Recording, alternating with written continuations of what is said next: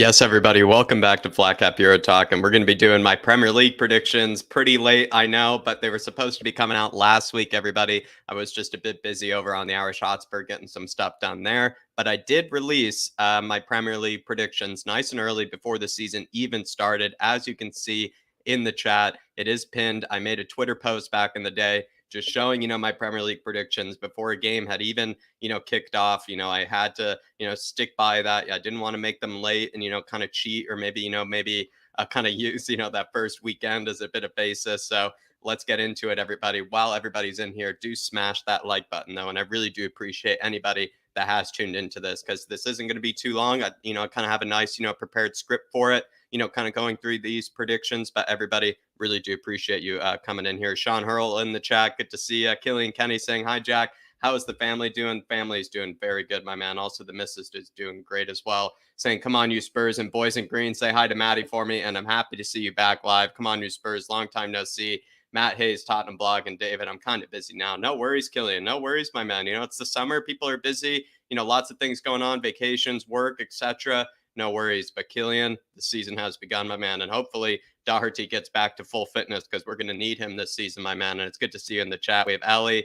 Good to see you as well. Good to see you, Ellie. Do appreciate you tuning in. And then Killian, like I said, my man, no worries with being busy. It's just how life is. But everyone, I am going to get, kind of started with these flat cap predictions because I think a lot of people might, watch this back. I'm going to kind of go through a few different predictions, go to the chat, do a few different predictions, go to the chat. So hopefully you enjoy it. Like I said, everybody, smash that like button while you're in here. But we're going to get it started with my relegation picks for this season. And I did go with originally Bournemouth, Fulham, and Southampton. When it comes to Bournemouth, Scott Parker's, kind of slow possession style, I feel like it's just not really suited for the Premier League. I didn't feel like they made, significant enough, kind of transfers at the time. I guess I didn't really know that they brought in that new keeper, I believe Neto, who's that Barcelona player. But they brought in Tavernier, Fredericks, that former West Ham player, Joe Rothwell, Blackburn Rovers player. They just didn't really improve the squad very much. And, kind of with the likes of Solanke and Kiefer Moore up top, as much as I love two big men, kind of leading the front line, it does seem, a bit kind of long ball football, very slow sort of kind of style of football. And I'm not sure how, well it's going to do, for Bournemouth. I feel like, despite that really good win that they had against Aston Villa, I just don't really see Scott Parker still surviving this weekend, despite, the bit of added extra kind of context to it. I still see them finishing 20th. If anything, if I made another prediction, I could see them finishing 18th. When it comes to Fulham, though, I have them in 19th, and I feel really skeptical about this one because I really like Marco Silva, everybody. I've liked him in the past before when he was in the Premier League. I feel like, he was probably a bit unfairly, kind of backed and he didn't really get, the resources that was needed in order for him to, be successful in the Premier League. But that Fulham team from last season, I believe, scored over 100 goals. And they really are showing, even against that, Liverpool team, that they probably could make a good case for themselves to stay in the Premier League. I feel like, with, that Mitrovic performance, I kind of wrote down before the season had begun, can Mitrovic do it this time around? I think all evidence is suggesting that if any time he were to, turn it around, it would be this time. When also it comes to the fact that Mitrovic, did actually shatter Ivan Toney's sort of record, in the championship. So if anybody's, coming off a really good season in the championship, it's definitely Mitrovic. They had some incomings, I believe, Paulinho, that Sporting, player over in Liga NOS. I think he won like some of the most tackles or like had some of the most tackles and interceptions of any player really in like La Liga NOS, but I could be wrong there. Of course, they brought in Solomon, one of our favorite players from Shakhtar Donetsk, the Israeli player, really, really good creative player. Andres Pereira, who had a good game actually, against Liverpool, and Babu, who's a very good defensive right back, from Wolfsburg. Bernd Leno has become the new goalkeeper, and they brought in Shane Duffy. I think they need to bring in another center back because Shane Duffy plus Tim Ream doesn't really seem to be, the right sort of reinforcements for that back line. But if they get another center back, I actually see them probably finishing well ahead 19th. And I'm actually quite disappointed in myself for giving them 19th. I think it has to do with the fact that mostly everyone has kind of given them some sort of relegation, kind of spot or, berth. So feels like then, I should, I kind of do value, kind of the opinions of my peers. So I've decided to put them at 19th as much as I don't believe and putting them in 19th. But my other prediction, if they were not to finish in this one, I could see them finishing maybe 15th if they were to have a really successful season and prove everybody wrong. Last one here is going to be Southampton. When it comes to Southampton, I do believe in Ralph Hasenhüttl, but this time around, I just don't see him being able to find a way to keep them above. I wouldn't be surprised, though, if he did find a way to survive again. I think there were previous seasons when you could have made a tip, for Southampton to struggle, for them to get relegated. And it felt like Ralph Hasenhüttl always found a way, to keep them at least comfortably above relegation in some shape or form. But this time around, with the signing all those young players, not a lot of real Premier League proven players, and maybe the loss of maybe other players as well. It just feels like maybe this isn't a season where they'd be able to stay up. And I'll be honest, it feels like it was harder to predict the bottom three as well as maybe the three above. Kind of the bottom six, you could say, was a lot harder to predict than the top six. So that's just my personal opinion. I found the top six not too difficult, to at least, find the teams. Maybe the order of it's a bit difficult in the top six, but finding six teams for the bottom is really difficult. Like it seems like any team could replace another. Any team could finish in relegation when it comes to that bottom six. The incomings of Bazunu, Sekumara, Romeo, Lavia, Bella Kotchap, and Joe Aribo. Like I said, the only one that's really of any kind of real proven, kind of ilk is probably Joe Aribo, but the rest of them are all really young, talented players that are kind of unproven. And I'm a bit worried whether that's the right sort of reinforcements that Southampton need in order to stay up this season. They conceded the fourth most goals last season. And if they transition to a back three, that could be their secret tactic of staying up another season. Then again, though, that back three we absolutely tore apart. I must say. But if they do kind of stick with that back three this season, it could be a good way for Southampton to leak fewer goals and then be able to find a way to survive this Premier League season. But my other prediction, if they do survive, would be 16th. But let's go to the chat. Really do appreciate everybody that's tuned in so far. Good to see you, Davinson, Craig Bowler in the chat as well, Patty Higgins. Good to see you, Foggy Foam. Good to see Elias in the chat. I believe a big Georgian fan as well. Really appreciate you tuning in. We have another big Georgian out there. Good to see you, Zoo-Rob, my man. Ashley Coop saying, Flat Cap, you're a legend. Appreciate you, Ashley. Very, very kind. But everybody, let me know what you think of my bottom three candidates. Welcome to roast me. Welcome to change it. But we're going to keep plowing on, everybody. We're going to move to now my relegation survivors is basically what you could say. These are the clubs that I think might just scrape past relegation. And I do have Everton, everybody, finishing just outside relegation. This one is so tough because with Everton, I feel like you have every reason to say that they should go down. There's so much logic to suggest that they should go down.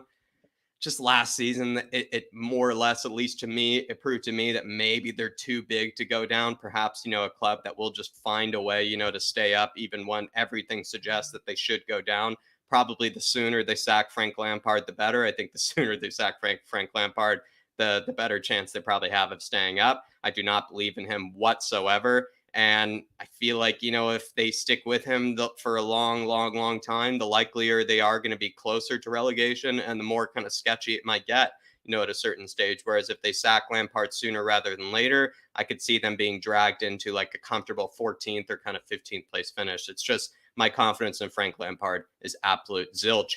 There's nothing about them that makes me think they deserve to stay up. But like I said, I just feel like by the grace of the football gods, they'll find a way to, survive this season. The incomings of Dwight McNeil, Tarkovsky, as well as Ruben Vinagre are not convincing at all, especially Dwight McNeil. As much as I feel like I have a soft spot for the guy, he did not really, show anything for Burnley this most recent season.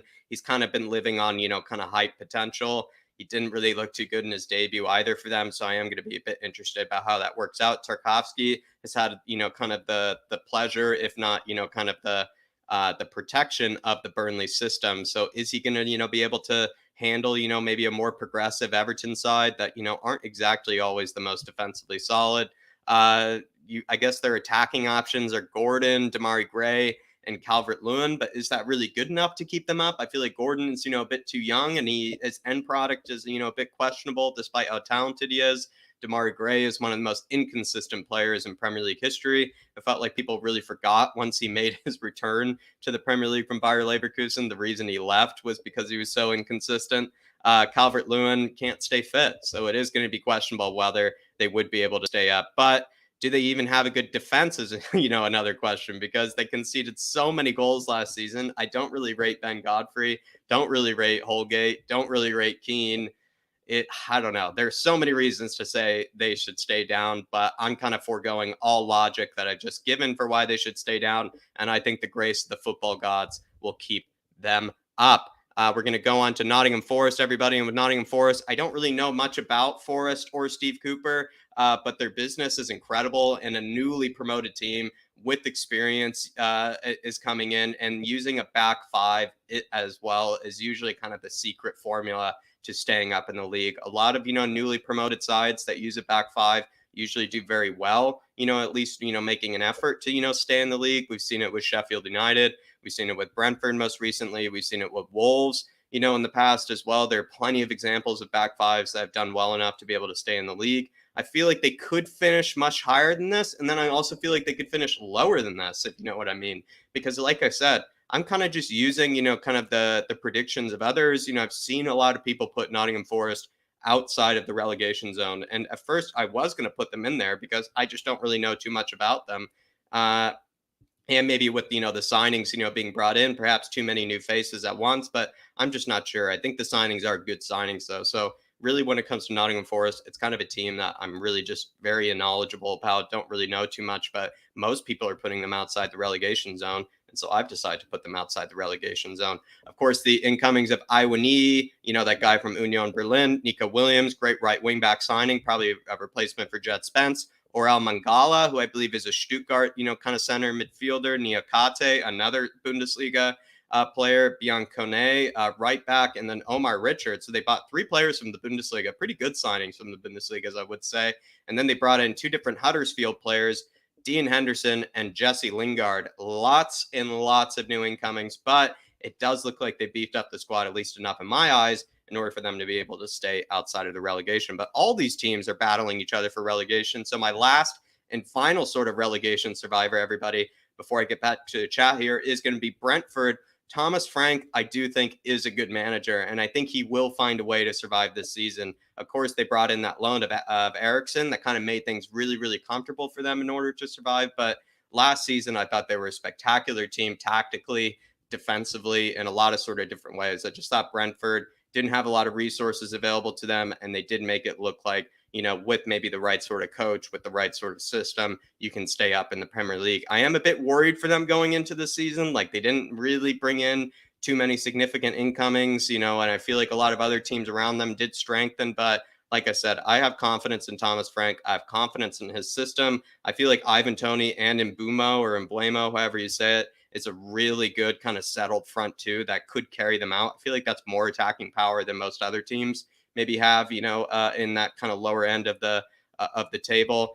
The incomings of Keane Lewis Potter, who's apparently a very talented player, Aaron Hickey, who does look like he could be a good wingback signing, maybe as a Sergi Cano sort of replacement. Strakosha, is kind of competition for David Raya, because last season they actually fell off a lot because David Raya had that big injury. And then, they were kind of stuck with their second or third choice keeper, who's actually making them drop points because they do rely actually on Raya plenty. Ben Mee being brought in, we'll see how that goes. Nonetheless, I'm not, signing I'm going to criticize. And I guess they brought in Damsgaard, which, with Damsgaard, you could say that's maybe the Christian Eriksen signing for that team. A creative midfielder, can also play on the wing as well. You could see that as maybe being that signing that guarantees, if he stays healthy, that they stay up. I don't really see them being relegated. My other prediction for them could be 17th. Maybe they finish just outside, relegation. But maybe my hot take, I don't think it's a hot take, but if I were to be, bold about this, I just don't see Brentford getting relegated. I think they're a good enough team, if you ask me. Going back to the chat here, we have Tato in the chat. Good to see you, Tato. We also have, just making sure, Scott Heinem. Really do appreciate you tuning in. Stuart 727, thank you for tuning in. Saying afternoon, Jack, and everyone in the chat. Stuart, Really good to see you. Really do appreciate you tuning in, my man. Michael M saying swap out Fulham with Everton. Yeah, it feels like if I were to make a swap of any kind, Michael, that's exactly what I probably would do. In fact, Fulham, like I said, I gave all these reasons for why Fulham should stay up. And then I gave all these reasons for why Everton should go down. Yet I have Everton staying up and I have Fulham going down. And I can't give you good reasons as to, why I do really have Everton, staying in 17th, other than I think, like I said, the grace of the football gods will find a way to keep Everton up this season. And that's all I can give you, Michael. Really. It actually has no logic or bearing whatsoever, what I'm really saying here. Big up, brother. Just making sure I'm not missing anybody. Patty Higgins saying Lampard is out of his league, literally needs a few seasons in lower divisions before he gets a big club like Everton. Could not agree more, Patty. My other big problem with Lampard, too, everybody, is that he's complained, about his players in like kind of a nasty way, almost a Jose Mourinho kind of esque way, where he's blamed his players, for certain performances and, kind of been naive enough, to use them as sort of kind of the reason why, he's had some poor performances, with Everton. And I feel like that's a bit bold, for a guy who doesn't have a lot of managerial experience, at any kind. I feel like if you have won a few things, if you have, been a bit successful, then you can go to the levels of maybe criticizing your players, heavily. But that's what I don't like about Lampard. He's not very gracious in defeat.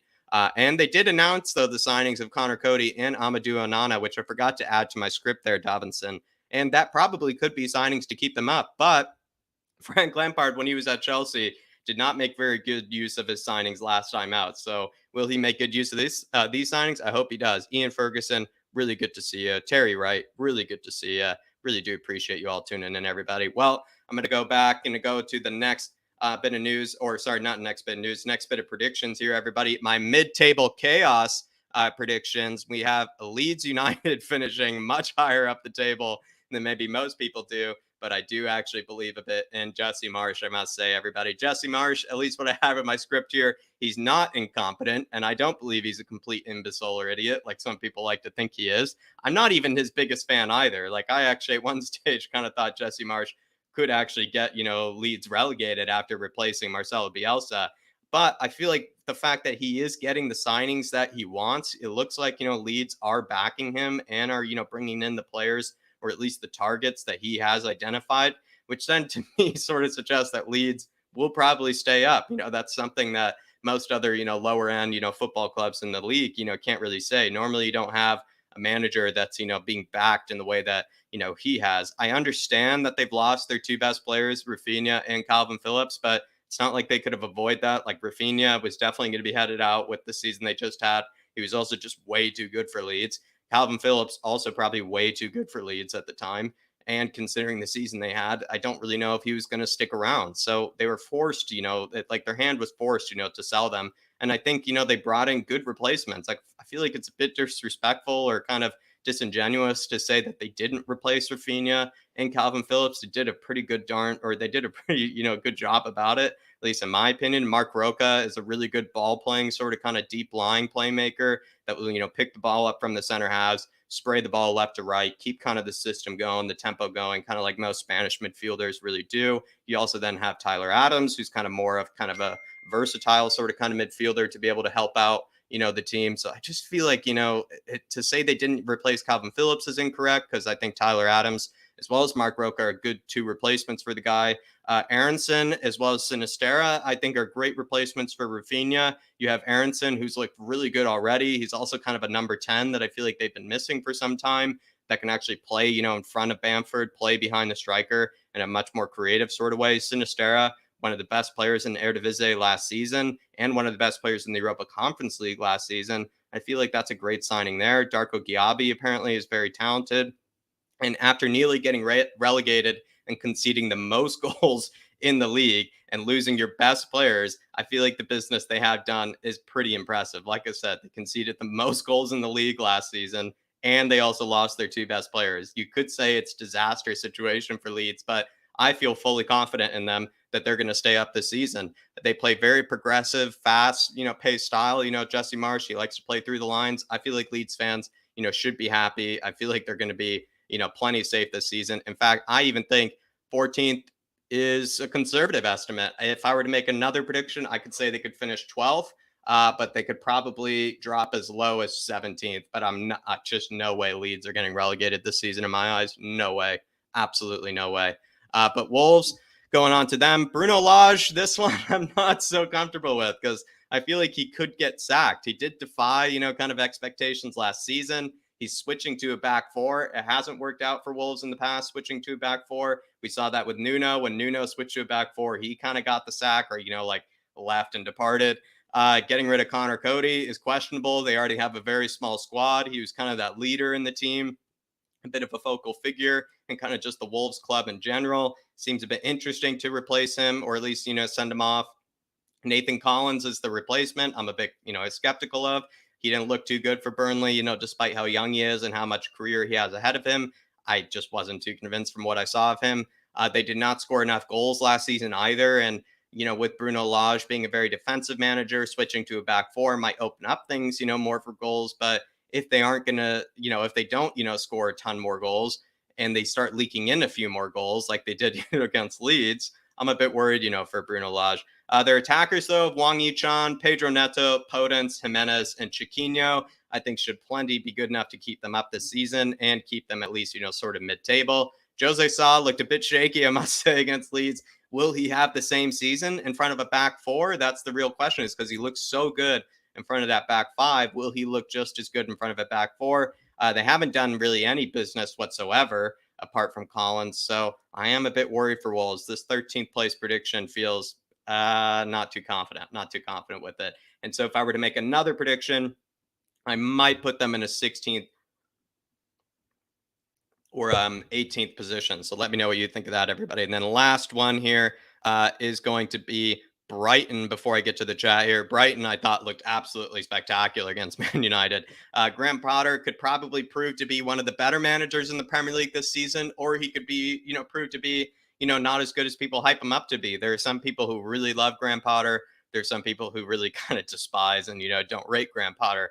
I feel like this is kind of, I don't know if it's make or break season, but I feel like he could really prove, this season if Brighton finished very high up the table, that he is one of the better managers in the Premier League. They have a lot more attacking options now with Welbeck, Mopai, Undav, and Ciso is apparently some new talented signing they brought in as well. And then Mwepu, who actually looked really good for them towards the end of the last season, and Mwepu did. They have really good technical midfielders in the case of McAllister, Trossard, Gross, and then Mwepu again, he's a very versatile player. And then Caicedo is looking like a fantastic Basuma replacement. And then Tarek Lamptey didn't really play very much last season. And if he does get a lot of minutes, you could see him being a really good threat for them. So I really just feel like Brighton, this 12th place prediction feels a bit, harsh to them. When I was going into it, I just feel like they were going to be a bit stagnant. They were going to kind of sit where they always have. And I didn't see them pushing too much higher because I feel like the competition is really tough. Then again, though, Graham Potter could prove himself to be a really good manager this season. And so if I were to make another prediction, I could see them finishing 9th or 10th. So let me know if a 9th or 10th finish is realistic for the likes of Brighton. I believe, Leslie, Bernardo Silva is headed over there. Stuart saying, yeah, I think Brentford and Leeds above Wolves. Yeah, it feels like Wolves should probably go a bit further down, the bracket, Stuart, if you ask me. Craig Buller saying Phillips and Rafinha will be missed. I think they'd be missed in any team. If Madison goes to Newcastle, Leicester will be in trouble. Certainly will be in big trouble. Leicester and Villa could struggle. Yeah, I know. I feel like Villa will struggle, but for some reason, yet again, Stuart, I've made the same mistake of putting Villa a lot higher up the table than I probably should have. I would have put Brentford higher, says Stuart. You have very big confidence in Thomas Frank. That's nice to see. I rate Thomas Frank very highly as well. Dobson saying apparently Milankovic from Fiorentina is signing a new contract. That's maybe a bit of a disappointment there because we do need a big new center back to come in. Foggy Foam saying also Ben Mee from Burnley, very vocal center back. Yeah, Foggy, I feel like, I don't know if you ask me, maybe putting Brentford in 15th, is that mean? Is that like kind of harsh to them? Let me know what you think of that, Foggy, because I feel like with Brentford, they don't have the best squad, but I do rate their manager and I do rate kind of, how that system is run over there. And like someone said, the signing of Ben Mee is a good kind of leadership sort of signing for that back line and just for that team in general. But let me know what you think of that, Foggy. And Killian Kenny, hopefully you're keeping well, my man. Really do appreciate you. And good to see you as well, Tato. Absolute legend.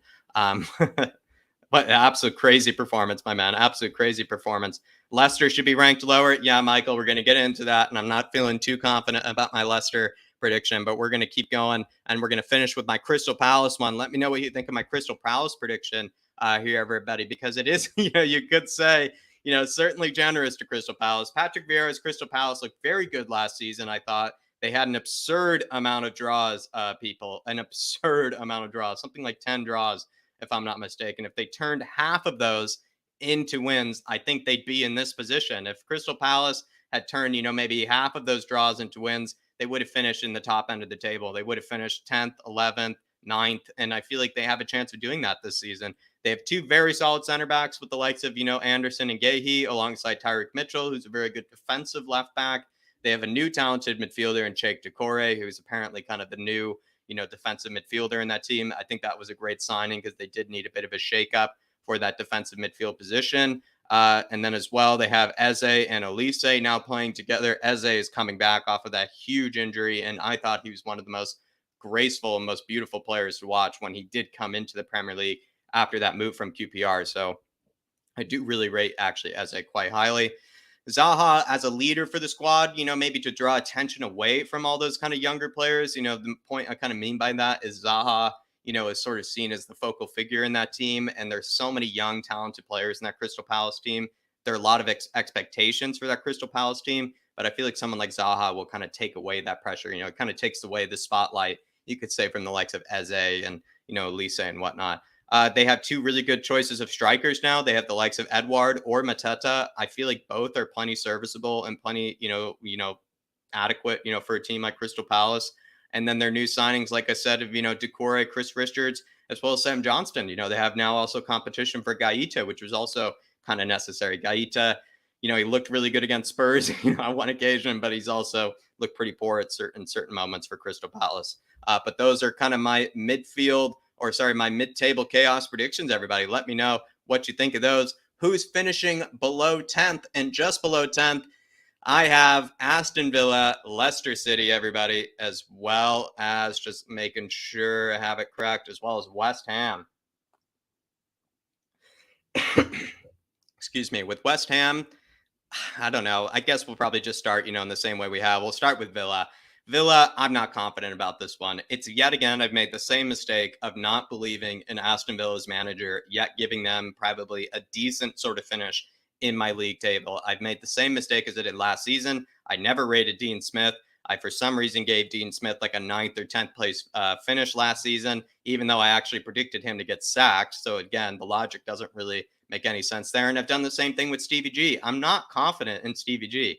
I think he's shown that he's not maybe a bit overrated, perhaps a bit overhyped. Maybe, this move to the Premier League was a bit too soon for him. Because if you look at, this Villa team, I feel like they've been really inconsistent. There have been games when they've looked good, and then there have been games when they look like they have no clue of how to play.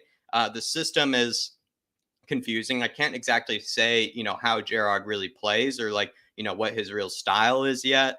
As well as when it comes to Villa, I feel like there's a lot of expectations behind them this season. They put in a lot of investment for Gerrard. Dean Smith did not get nearly as much investment as I think Gerrard has received so far. And he's kind of, from what I've heard, I think some big stat came out that he's basically had the same amount of points that I think, what's his name? Neville had over with Valencia. So it just shows that, maybe the things with Stevie G, maybe being brushed under the carpet, some of the problems. I feel like not enough people are probably talking about the struggles he's had. Like last season, like I said, I just don't have confidence in Villa's manager, but I feel like Villa, with all the investment that they've made into the squad, they have to finish near 10th. I feel like if they don't, that would be really, really bad news for them because they put in a lot of money into this team. They do have players that should be able to carry them through results, regardless of my, lack of belief in their manager. They should have players to be able to carry through this team through results. In the case of Coutinho, world-class player on his day. Digne plus Cash, I think, is a really good, kind of fullback combination. And then Danny Ings plus Watkins is a really good kind of front two striker combination. They also have some new incomings of Diego Carlos, a new center back for them, which was probably needed. Coutinho, like we said, Boubacar Kamara, who's supposed to be an absolute baller, and I think has already, done quite well for them, and he can play that defensive midfield as well as center back role. And then Augustinson is sort of kind of, I think, a backup left back slash center back, I think, for that team. Players that, need to rebound this year, but this is kind of a good thing, I think, for Villa. The players that need to rebound, you have Leon Bailey, who had a horrible transfer, there and really didn't, set alight, his debut campaign, but he could rebound this year. You have Bertrand Traore as well, who could rebound. Buendia's transfer didn't go too well either last season. He needs a good rebound. And I think Douglas Luiz has sort of fallen off the pecking order, but he's a really good kind of squad player, I think, for the likes of Villa. Moving on to Leicester City.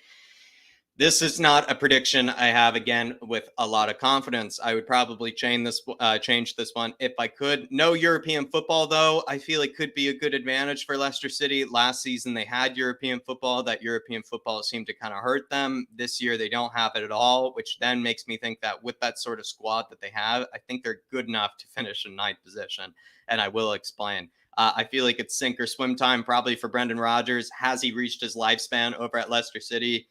Perhaps, but I feel like, Leicester City, they're sort of a well-run and well-operated football club, despite the debt that they may have. I do like their owners. I think they've run that, operation quite well. So if things are starting to really turn south again this season, I could see them, cutting ties with Brendan Rodgers. I feel like they are going to operate in the best interest of the football club. So whereas maybe other managers or other owners like Man United and whatnot, I don't know if you could exactly say that with full confidence. I feel like Leicester still have a good team. They have Fofana and Evans. It's a good partnership. It's been a good partnership in the past. Castagna can play center back as well as right wing back. James Justin is also similar, can play as, a wing back as well as a center back. Luke Thomas is, a good kind of, I think, academy product. Bertrand is, a good backup. Ricardo Pereira is a fantastic player, but he's never available. And Ndidi, I think, is one of the best CDMs still kind of in the Premier League. Then again, though, there's no real backup for Ndidi. Like Soumare didn't work out. Nampalys Mendy's not exactly the perfect backup either. But like we said, no European football. So Ndidi's not going to have to play as much as he did, in previous campaigns. Ndidi plus Dewsbury Hall could be a really good combination. I think Dewsbury Hall had a good season last season. Apparently, he's looked really good for them in preseason as well. Tielemans, if he's leaving, could generate a bit of money to be able to improve that midfield. If he stays, probably a toxic player to keep around, but still a good player to keep around. Midfield reinforcements are definitely needed. James Maddison, Harvey Barnes, Ioze Perez, Iheanacho, Pasandaka, and Jamie Vardy as sort of the attacking outlets. Again, you kind of look at that whole team. I know maybe there's some holes in the squad, but I did list a lot of very good players there. And I feel like people are forgetting that Leicester still have plenty of good players, plenty of still serviceable players that should be able and should be good enough to get them into ninth. I think they should be good enough, these players, to get them into ninth, considering also as well that they're not playing very much European football. And despite everything going wrong at Leicester, like I said, and I want to reiterate this, I do feel like they have good owners, and those owners will do whatever it takes in order to probably keep them above 10th position. I don't think those owners will settle for something below 10th. If they feel like they're finishing, above 10th position, I have a feeling they could probably sack Brendan Rodgers. And then also as well, I feel like Brendan Rodgers, as much as maybe we don't rate him, he's still a better manager, at least in my opinion. Feel free to roast me here, everybody in the chat. I think Brendan Rodgers is still a better manager than Gerrard. I think he's still a better manager at this moment in time. Better manager than Patrick Vieira. I think he's a better manager than Bruno Lage. I think he's a better manager than Jesse Marsch. And I think he's a better manager than Frank Lampard. So my kind of logic there is Leicester City, while they might not be nearly to the same heights as they were in the past, and they might not be as good of a team as they were in the past, I still feel like they have a better manager than most of the other clubs below them. And I think they sort of have a better squad than most of the clubs below them. So I'm going to rationalize ninth, as much as I'm not saying that with a ton of confidence. Last, but basically least, West Ham. I have a feeling that David Moyes actually could struggle this year, everybody. I've kind of, been impressed with how he's been able to kind of, change West Ham, kind of turn around West Ham. Then again, though, I feel like his style is extremely reliant on set pieces. When I watch the Spurs versus West Ham match, I noticed the fans only cheered when they were given set piece opportunities. It's almost like the fans don't expect their team to score from open play, in David Moyes' system. It's a very defensive, pragmatic sort of football, a very defensive, pragmatic kind of style. And if you come up against these sort of defensive, pragmatic teams, it can be very cagey. So what I mean by that is, West Ham are already a defensive and very pragmatic team. when they come up against other defensive and pragmatic teams, it's going to make it a very cagey sort of kind of affair. And I feel like they need to kind of expand and, maybe adapt as well as evolve a bit more if they want to be higher than an 8th or 7th place, sort of team in the table. I feel like West Ham fans are kind of happy where they're, sort of finishing, not a big club, LOL. But it does seem like if David Moyes wants to finish higher, he needs to evolve, his tactics, I would say, a little bit. Will Europa Conference League have an effect on them? Potentially. I feel like the Europa Conference League proved to be a much tougher competition, at least in the group stages, than we realized. You're coming up against teams that are, looking at that sort of fixture as one of the biggest fixtures, and if not their recent history, if all of their history. So they will basically be putting all 11 men behind the ball, trying to get whatever result they can. Whereas, like, in the Champions League and the Europa League, I feel like teams, kind of respect each other a bit more. They're willing to be a bit more progressive against each other. Whereas in the Europa Conference League, you come up against teams like Spurs, West Ham, and you're in NS Mira, you're going to do whatever sort of tactics it takes in order to win, which makes those games a lot tougher than you want them to be, which could be a bit of a problem for them. It could be a really good trophy for them to pursue in my eyes. I feel like they should pursue it, but then that might affect their league campaign. That's kind of my thoughts there on West Ham, everybody. Let me know what you think of this one. Just going to go back to the chat here. He's a far better manager than Gerrard. I do agree with that, Stuart. I think you're referring to the likes of Brendan Rodgers there. Tottenham to Hull on a free, by the way. I think he was out of contract. Interesting. Former, I believe, academy player. Leicester needs to be ranked lower, Michael. What do you think after my Leicester, prediction there, Michael? Do you feel like, I gave good enough logic for them to finish 9th, or would you still put them a bit lower? I think I'm going to take a look at, what I said for other predictions. I think when it came to Leicester, my other prediction was 12th. So if I, were to change it right now, Michael, I would change it to 12. Let me know what you think of that. Or is 9th, still suited for them? Let me know what you think. Aston Villa, I think my other prediction was 14th. I have them there 10th, but I could see them finishing 14th if they actually stick with Gerrard. Crystal Palace, kind of similar. I could see them getting bumped up to 14th. Brighton, who I listed, of course, as well in the past. I think Brighton could actually go as high as a 9th or 10th finish if they really had a spectacular season. I think that would be pretty amazing for their club as well. And like I said, everybody, Leicester City, I could see them finishing lower. West Ham, I don't know if I could see them finishing, higher than 8th. I feel like they would have to, lower than 8th. I feel like they would probably finish 6th if they had, a better season than this. I don't really see them finishing 9th or 10th. I think that would be a bit crazy. But let me know what you think of these predictions, everybody. Let me know what you think of this so far. Yeah, Michael, 12th. Yeah, Michael seems to be agreeing on 12th there, everybody. Tequila, good to see you. Hope all is well, my man. We're going to keep going, everybody. Keep plowing through here. Who's finishing below 10th? We have Newcastle, Arsenal in 6th, and Man United in 5th. Like I said, everybody, I made these predictions before the season had begun, just to, not cheat, just to not use any recency bias or anything. So I'm going to have to explain myself out of, these kind of pretty incredible predictions here, because I will say I am nervous about them. I am nervous about them. How can I rationalize Newcastle finishing 7th? Well, Eddie Howe was really making his team kick at the end of the season. And I feel like with the preseason, all those good vibes that, Newcastle were having with Eddie Howe towards the end of that season, I feel like that could translate into a good campaign this season. Whereas, like, he was turning around a bunch of players like Joe Linton, Fabian Schär, John Joe Shelby somehow is getting turned around miraculously. Almiron is looking really good now. Fraser as well. It seemed like, there's a good vibe around Newcastle, before the season had even ended. And then, if they carried that sort of kind of routine as well as those sort of kind of tactics and built on that from what they did last season with Eddie Howe, I feel like they'll be a good team this season, if you ask me. I think they have a lot of good resources. Again, no European football really helps teams like this because it means that they can prepare for each and every game each week fully without being distracted by other competitions. I feel like they have a much better defense than they did in the past. The likes of signing Pope is kind of also why I think they could finish in 7th, is because Pope, has been able to keep Burnley up, from relegation in so many seasons. Imagine what he can do now for a team like Newcastle. I feel like he could really actually save them in a lot of games, if not actually get them all 3 points when they might be put under, a bit of pressure by big teams that they'll be competing with for this 7th place position. Dan Burn, great signing, and he's done really well alongside Fabian Schär. Of course, they still have Lascelles as backup if they need. Sven Botman has come in. So again, those are actually 4 really good center backs for a rotation. You have Sven Botman,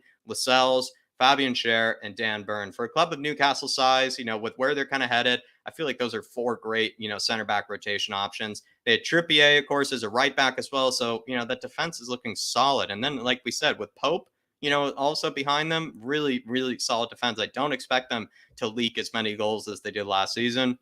Joe Linton, Callum Wilson, St. Maximin, I think could be really deadly. Callum Wilson, if he stays fit this season, could be actually a striker. I would recommend that you pick up in your FBL teams because I do expect Newcastle to be scoring goals. Joe Linton has looked really good ever since he's kind of, come into Eddie Howe's team. He could really catapult off of what he was able to do last season and maybe again be one of Newcastle's best players. Joe Willock, I feel like could, just be a useful sort of player for that midfield. I'd like to, think that he could be better than what he was last season. I don't really care if he ends up being better than last season. He's a former Gooner anyway. But I think, again, that's a good midfield option for them. Guimaraes, I'll just kind of wax lyrical about Guimaraes. Anybody that's watching this channel for some time knows that I've been vouching for Bruno Guimaraes to be a Spurs signing long before Newcastle even signed him, long before he even came to the Premier League. I found him to be the best sort of midfield tempo setter, deep line playmaker option that Spurs could have gone for. I still think he's practically one of the best deep lying tempo setting sort of kind of options or midfielders in the world, if not in Europe. I think he's proving that right now in the Premier League with Newcastle. I've, like I said, long praised this guy. I think he's sort of proven me right. If you've watched Newcastle at all, Guimaraes is an absolute baller. I've gone as far as to say that I think any top four contender, if they had signed Guimaraes before Newcastle did, I think any top four contender last season would have guaranteed themselves top four if they had signed Guimaraes. He runs pretty much any midfield. He ran the midfield, in his most recent, weekend. He ran the midfield against Arsenal in the most, towards the end of the season. Bruno Guimaraes is one of the players you simply cannot ignore. And I actually think he's that good that's one of the main reasons, which is why I kind of having them finish seventh position is because I do rate their forwards. I do rate their attackers. I rate their defense. And then having a midfielder like Bruno Guimaraes in there as well, who's basically like a Real Madrid, Bayern Munich, Man City level midfielder, at least in my opinion. The fact that they have him in there can guarantee that they will finish a lot higher than people think. Arsenal finishing sixth. It's probably the most biased prediction, I feel, so I'm not going to dwell on it too long, so feel free to roast me. I just didn't want to put them in fourth. I was just going to try to find logic for why I could see them finishing outside of fourth, so here it is. Here's my logic for why they'll finish in sixth. European football once again, and very tough European football being the Europa League. The Europa League last time they were in it made them finish outside of Europe, so you do have to consider that. The Europa League last time they were in it did make them finish outside Europe. Last season, they bottled top four because they didn't have players and leaders in the squad that could carry them through those tough games in order to get UCL qualification. And, their answer for it was to buy more players that haven't, been through that sort of experience. They, they decided to buy more players that don't have leadership qualities, that don't really have, the knack to be able to carry the team through top four. They bought more naive and as well as young, talented players. I think there's nothing wrong with buying young and talented players. They just seem to have too many young, talented, naive sort of players. They just didn't really solve that sort of, leadership issue, I think, in the squad. And, to kind of continue on that sort of leadership, sort of vein or kind of, logic, I feel like that captaincy, at Arsenal has been passed around like, honestly, a bowl of popcorn at a movie theater when you really look at things. Like Kieran Tierney has been captain. I've seen, Ramsdale might have one stage been captain. We've seen Odegaard be captain. We've seen so many different players be captain and wear the bat and wear, the captain's arm sleeve for that club. And I just feel like it doesn't really then treat the captain's badge with any sort of respect. Likes of Højbjerg, Son, Kane, they've never even been, like long-term captains, for Spurs. And those guys would be much more deserving captains than the likes of Odegaard. So I am a kind of bit worried again, with that sort of leadership element over at Arsenal. Like, who's the real guy that they look to, to depend on? Who's the real focal voice in that team for when things aren't going well? And I am interested because I can't think of somebody. Not a lot of players with any physicality or steel in comparison to a club like Spurs. It looks like, they kind of basically bought more and more and more technically gifted players. I'd probably say Arsenal are maybe the most technically gifted team alongside maybe Man City. At the same time, though, I feel like they need more steel in that team. They could get bullied, by other clubs. As much as they are a very, very pretty team to watch, Arsenal, they could get bullied by certain teams because they do seem a bit lightweight, maybe not as many steel kind of players in that team. The likes that they've been putting Granit Xhaka a bit further forward. tells me, they need a bit more steel up top. As good as Gabby Jesus is, another kind of more, lightweight sort of mid, forward. He's really good movement. Don't get me wrong, but just feels like, they've lost again a bit of strength in that team. So I feel like certain teams could kind of bully them in the physical department. While they gave the top 6 teams last season a very good game, often it felt like, they didn't really get the results that they wanted. It felt like they always made, the top 6, sort of competitions or top 6 games, very difficult. They made it hard, but they never really seemed to grab 3 points. So if they grab 3 points this season more often than those top 6 score, sort of fixtures, I could see them getting top 4. If they continue to bottle it like they did last season, I would see them finishing outside the top 4. That's kind of my logic there with Arsenal. A lot of bias there. That's just how it is, everybody. It's just how it is. But do let me know what you think of that one. Do let me know what you think of that. I'm going to move on to Man United. This one was a huge, huge gamble, and I don't feel confident about it. Ten Hag, everybody and their mother, I feel like last season was rating Ten Hag as one of the best managers in the world. Every Tottenham fan, from what I could tell, was, rating Ten Hag before we hired Conte as one of the best managers in the world in Europe. And now it seems like, I'm hearing less of that, or, it's not as, often in my ear. I'm actually not the biggest fan of Ten Hag, but, this is kind of similar to my Nottingham Forest logic, where as much as I feel like I'm not an expert on Ten Hag or even the biggest believer in Ten Hag, I value other people's opinions, and I value, what other people like to think about, football. And so I've kind of taken other people's, opinions of Ten Hag maybe more seriously than I would. Like I said, a lot of people seem to rate him really, really highly. And so when he moved, to Man United, I kind of was thinking, when I made these predictions, like, he might not have the best squad available to him, but a lot of people have thought that he's the solution for Man United, if not the solution for most teams in the Premier League. So he should be able to get them into a Europa League spot. That's just kind of where I'm coming from. I don't really watch Ajax too much, but I feel like there is a bit of a risk, with, buying, buying Eredivisie players with an Eredivisie manager. I think there's a huge drop off between the Eredivisie and any other league. We've seen Eredivisie players struggle in the Bundesliga, and those are very similar leagues, and we've seen them struggle in the Bundesliga. So it could be interesting whether Ten Hag is actually ready for the Premier League. He plays very attacking, progressive football, which is a big change from the years of counterattacking, deep-lying football that Man United have been used to. Of course, they've been more of a counterattacking team before they brought in the likes of, Rangnick as well as, Ten Hag.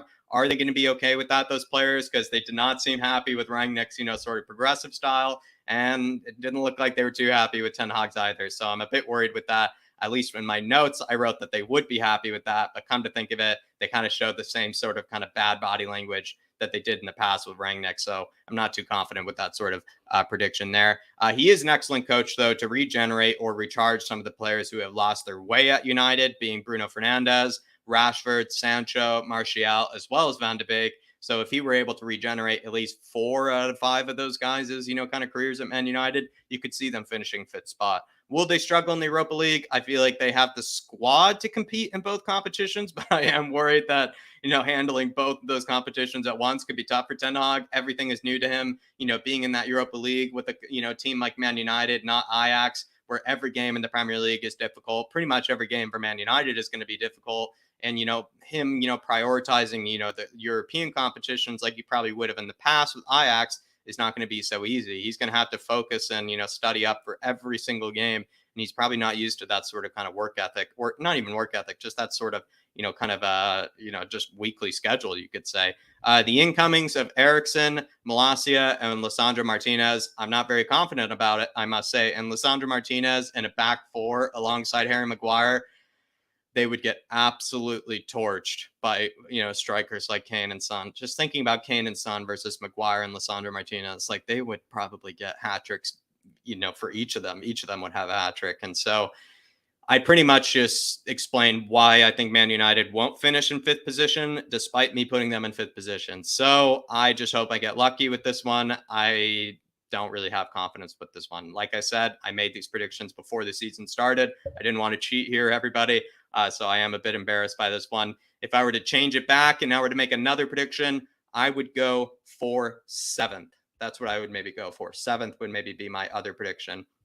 But we are about to move everybody into the top 4. We are about to move into the top 4, finish it up with that. But everybody, if you haven't already, do smash that like button if you have enjoyed this so far. Feel free to send in a super chat as well if you feel like supporting the channel. But I am going to move into the top four, just making sure I haven't missed any good comments from people. Honestly, I can see the spammers finishing above both Man U and the Ars. Yeah, I mean, they did bring in some decent signings. It's just I'm not the biggest David Moyes fan, I must say, Jason. I'm a bit skeptical of David Moyes. I think he's going to have to adapt that style, that really defensive, pragmatic style, in order to really crack into that top four or really crack into that top six.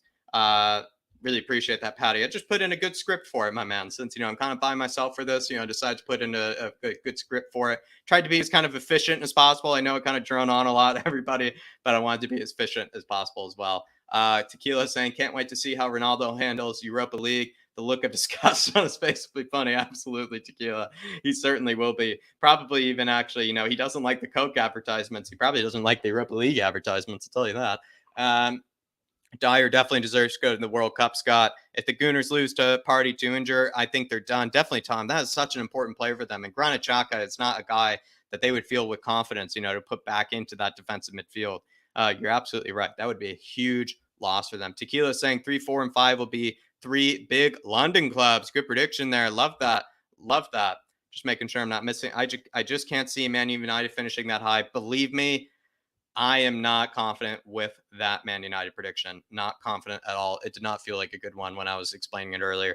Man United is a train wreck. I think 7th is the high for them. It's tough. I also don't know about Arsenal. Don't know if bias makes me want to rank them lower if they don't challenge now. Will they? Michael, if I'm being realistic, I think Arsenal do look really good this season. I just don't want to put them that high because I don't really lose anything, when, making them, drop a bit lower. I feel like it's kind of fun to, come up with logic for why you might think they fail. Whereas with Man United, that meant I had to put Man United a bit higher. By putting Arsenal a bit lower, it felt like I had to put Man United a bit higher up the table. And I didn't really do that with any confidence whatsoever, Foggy. Big up, my man. 100% deluded Arsenal fans. Love to see it, Foggy. All right, everybody. I'm going to move into the top four. Let me know what you think. I'm going to move into the top four. Good to see you, Paro. Good to see you, Orange Fantasy, as well. But here's my top four, everybody. Drum roll. Here's the top four. Man City finishing first. Liverpool, Tottenham, Chelsea.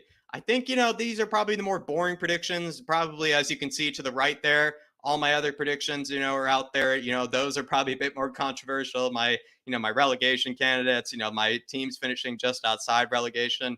My mid-table is not great. It's definitely, a bit, tough to rationalize, but I feel like I'm confident in my top four. This is my top four, and I'm confident in it is all I can say. But let's rationalize.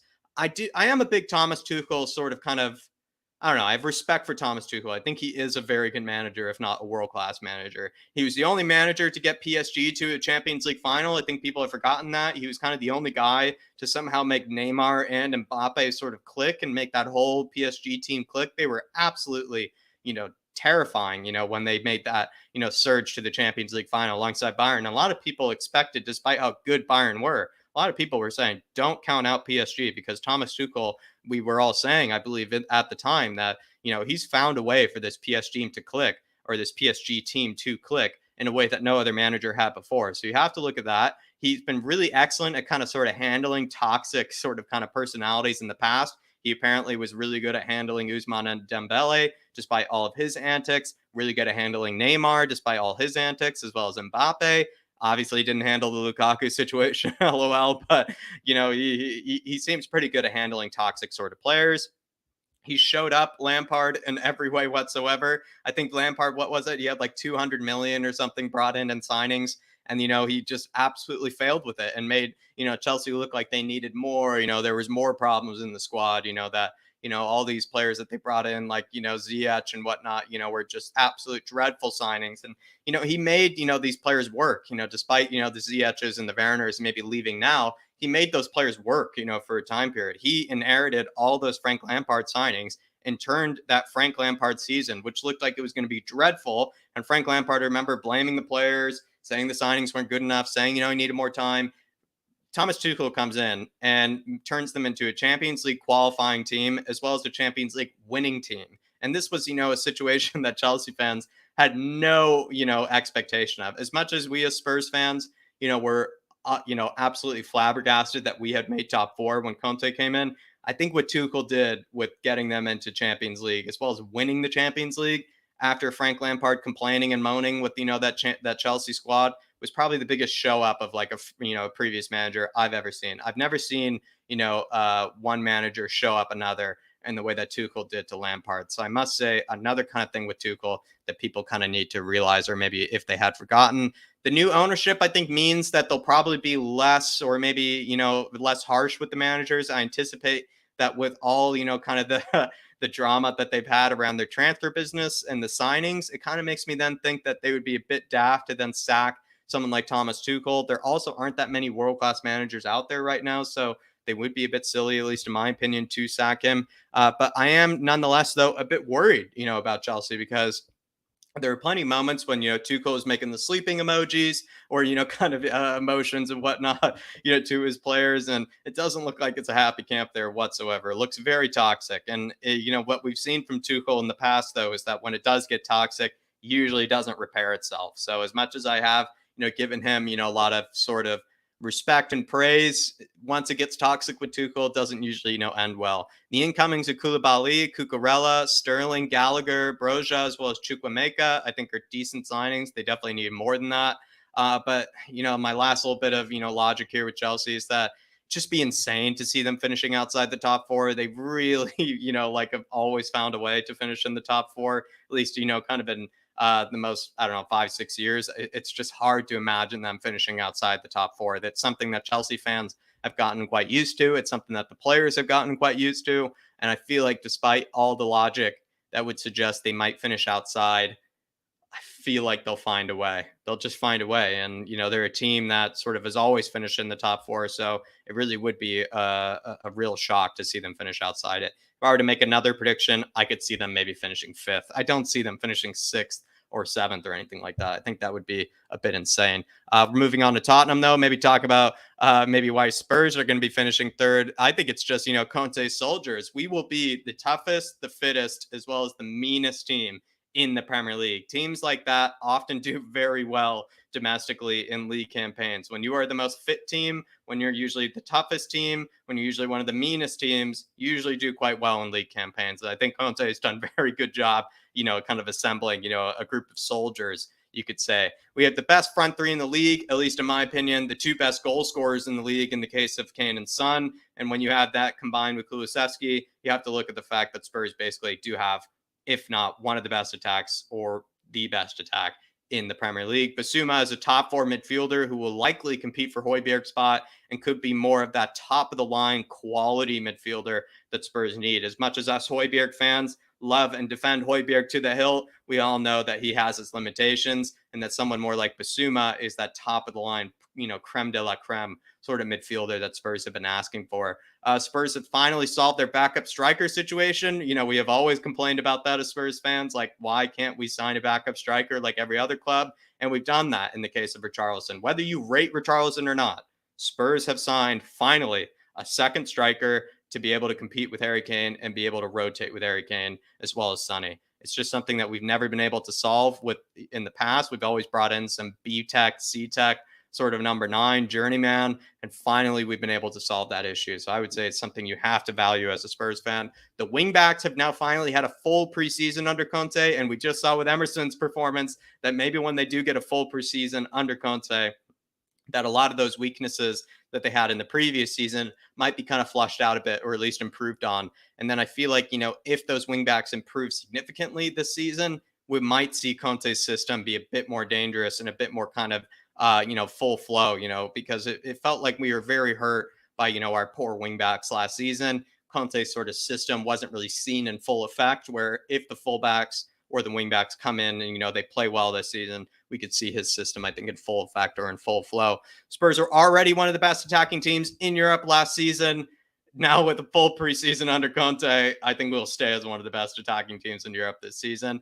There's no other club that seemed more prepared as well in advance for this season than Spurs. So I think when you do take into consideration that Spurs have been very much preparing for this campaign, makes you feel like you can't count them out for at least a third or fourth place finish. But there it is, everybody. That's my logic on Spurs. Moving on to Liverpool, Jurgen Klopp, at least in my eyes, is still one of the best managers in the world, if not the second best manager in the world, full stop. he can make questionable signings, but he can make those questionable signings look like genius signings. We've seen players that we've all thought might not fit the Liverpool system, players that we thought might be a bit of a gamble, maybe too much of a risk, and then he's made them look like genius signings. He's just that sort of kind of manager. While the loss of Mane is significant, he is a manager who I feel like will know how to adjust. Like, you would probably give Klopp the benefit of the doubt to find some sort of way, to work with, with the loss of Mane.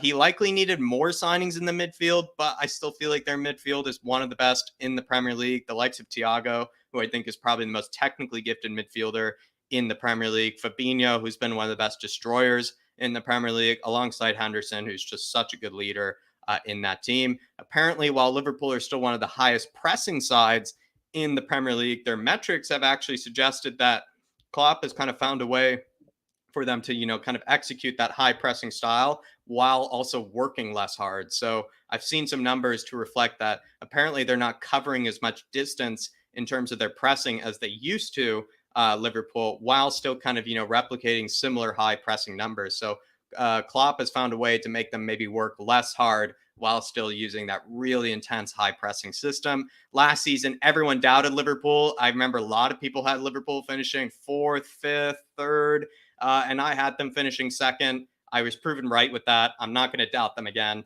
or I didn't doubt them last season. I'm going to continue not to doubt them, and I'm going to have them finishing second. I feel like they have plenty of, players that are good enough to get them into top four as well. They have a good defense in the case of Robertson, Tsimikas, Trent, Van Dijk, Matip, Gomez, Konate.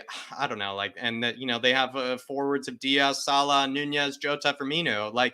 And even if the Nunez signing doesn't work, they still have Firmino and they still have Jota, that be able to fill in, and be able to play that striker role too. So it just feels like Liverpool are fine, if you ask me. I feel like they're fine, and I think they're going to be finishing second place. I'd be shocked if they didn't. And I think if anybody were to replace them for second place, it would be Spurs. So if I were to make another prediction, Spurs second, Liverpool third. But I'm going to stick with the one I have so far. And then last, Man City.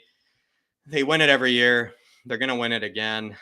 They might be pushing harder for the Champions League, you could say, this season. But, even last season, it looked like they were pushing really hard for the Champions League, and they still found a way, to win the league. Signing Haaland pretty much seals it for me. He's practically a cheat code for them. When they want to stop using kind of Guardiola's, sort of tiki-taka possession, system that sort of puts you to sleep, they can use a guy like Haaland as a sort of a cheat code when they're maybe tired of, just sort of passing it from side to side and, using those little triangles. They can sort of, put the team to sleep and then, all of a sudden, play a ball over the top and release Haaland through. I think that maybe adds a really different dynamic to Man City, where they felt really predictable about how they would score. They would kind of just work it down the field, slowly, possession, not take any risks. And then they'll finally get it down the byline. They kind of cut it back to the top of the box for some kind of incoming midfielder who would then, kind of hit it, through maybe the legs of some defender into kind of the bottom corner. Now, with the likes of, with the likes of, Haaland, as well as Julian Alvarez, I feel like, they just have such a different dimension available. They can use Guardiola's system, full, kind of total football tiki-taka system. And then they can just, in this blink of an eye, blink of a moment, play a ball through the lines to the likes of a Haaland or Julian Alvarez, maybe when they get a bit desperate, or maybe just when, the opportunity arises, whereas previous seasons, they weren't able to do that. I think Jack Grealish is coming off of, that classic poor first season under Guardiola. Now he's in the second season under Guardiola. Most players usually do really well in their second season there. Phil Foden is looking more world-class every season. I think people sometimes forget how good Phil Foden is. And then Kevin De Bruyne plus Haaland. Enough said. Kevin De Bruyne plus Haaland. Enough said. There it is, everybody. My Premier League predictions, all nice and kind of wrapped up for you. Let me know what you think of them. I do have it to the right there, of course. As you can see, Man City finishing first, Liverpool second, Spurs third, Chelsea fourth, Man United fifth, Arsenal sixth, Newcastle seventh, West Ham eighth, Leicester City ninth, Villa 10th, Crystal Palace 11th, Brighton 12th, Wolves 13th, and Leeds 15th. And then I think it's Brentford 16th. Yeah, but maybe I missed a number there. But there you are. There's the league table. Let me know what you think of that, everybody. Really enjoyed doing this. Sorry that it's so late. It just, I got a bit busy with the Irish Hotspur last week. It was supposed to come out, but things, got a bit complicated. So this is a bit late. do bear with me, but let me know what you think of these. These were still my predictions that I made before the season had started, and I decided to stick by them. Didn't change them, didn't edit them in any kind. So these are my true, honest predictions. Everybody, let me know what you think of them. That will be all for now, though. Everybody, like I said, on your way out, do smash that like button if you can. Really would appreciate it. It does go a long way in kind of getting kind of the channel a bit more out there. Feel free to recommend the channel to some friends. But as always, everybody, come on, you Spurs. In Conte we trust, and I will be seeing you.